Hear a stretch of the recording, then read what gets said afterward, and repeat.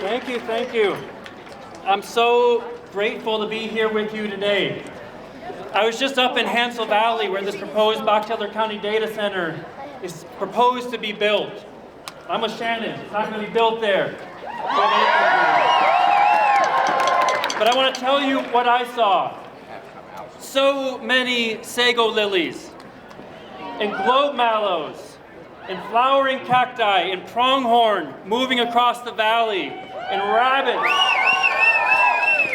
enormous golden eagles and hawks. I saw so much life.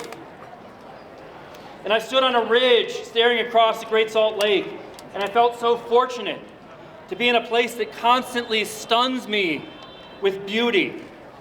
It reminds me that I'm part of something much, much bigger than myself. So I want to speak directly to the county commissioners and others who look at Hansel Valley and call it empty. Hear me now. That says more about you than it does about Hansel Valley.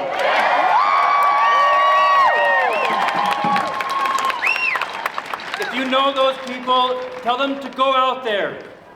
Tell them to walk the land, to look closely, to let someone show them what they've been missing. Because this is part of the big problem here.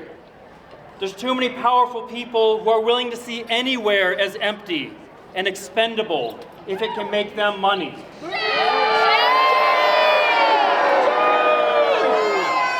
And that's why we're here, like John said, because we care for love.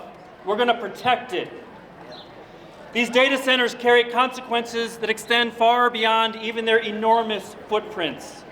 The technical concerns alone should be enough to stop them. The water stress, the air pollution, the heat domes, the carbon emissions. But the deeper issues aren't just technical. It's about how we make decisions in a time of powerful technologies and rising ecological risk. It's about whether communities are given the truth before decisions are made. And it's about whether elected officials still even know what real progress looks like. Progress should mean cleaner air, safer water, healthier communities.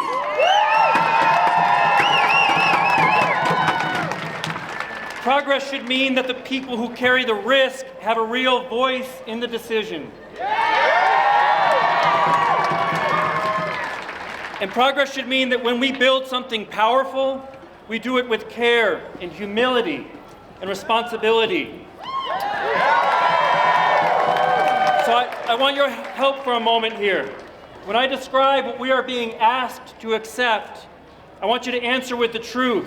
That's not progress, okay? When a project drains more water from the Great Salt Lake, that's not progress! When it locks us into decades more of fossil fuel dependence, that's not progress! When decisions this large move forward without transparency and independent review, that's not progress! And when communities are handed the risks and billionaires collect the profits, that's not progress! Exactly, that is not progress. It's a warning sign. It's a sign that our cleverness is outpacing our wisdom. It's a sign that we, the people, must step forward and insist on something better. Everyone has a role to play. Power to the people.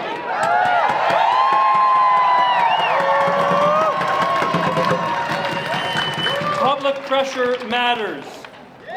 Public meetings matter. Letters, calls, art, science, journalism, they all matter.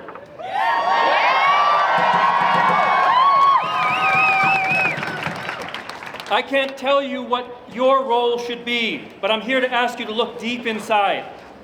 What can you do to help move us from depleting to replenishing, from desecrating to honoring? And I can see in your faces here, you're here because you care. So I want to challenge you to do something harder. At a time when we are so divided, One of the most powerful things we can do is reach out to someone who thinks differently than we do.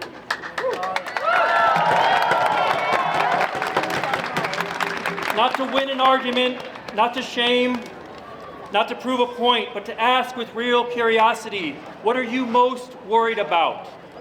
What do you love? What kind of future do you want for your children? Their answers might surprise you. I've been doing this a lot lately.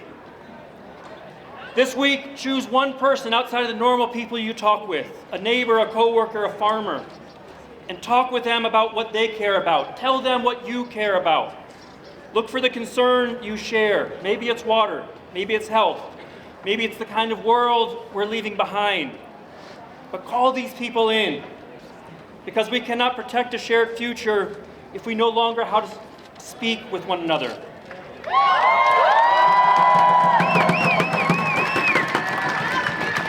And we will not rebuild trust in this country from the top down.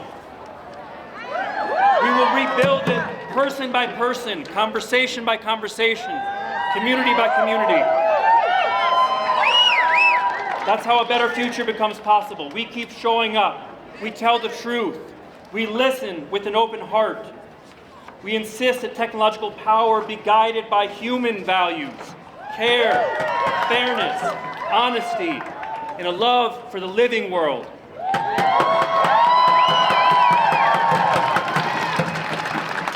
That's what we want.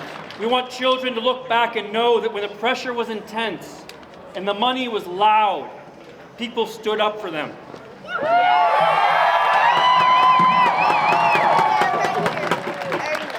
This is how we build a world that is worthy of all those who come next.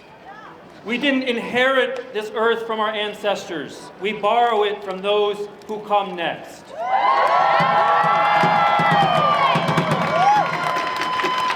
So today, let's send a clear message. Protect the water, the air, the land, and the people. Don't build AI infrastructure in ways that compound the very harms we need to reduce. The future is not something that happens to us. It's shaped by what we choose every day, what we repair, what we refuse to sacrifice.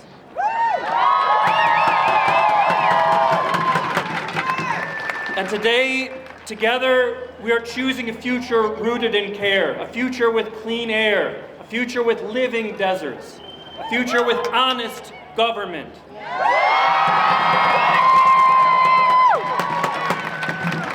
A future where technology serves life, a future where neighbors trust one another again, a future where our children inherit more possibility, not less.